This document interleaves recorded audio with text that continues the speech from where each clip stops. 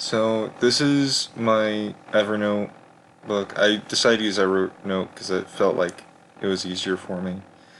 So all I did is I just wrote down a bunch of the topics that I could go over, and then things like a calculus game and an old game that I used to play. And then I have an image of a rocket, which is sort of probably going to be one of the big things since it's physics.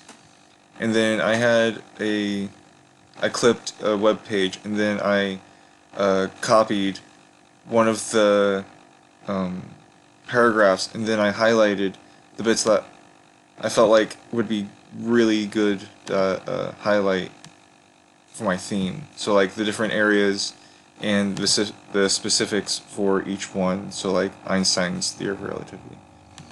And then this one is just my campaign setting. It's a work in progress.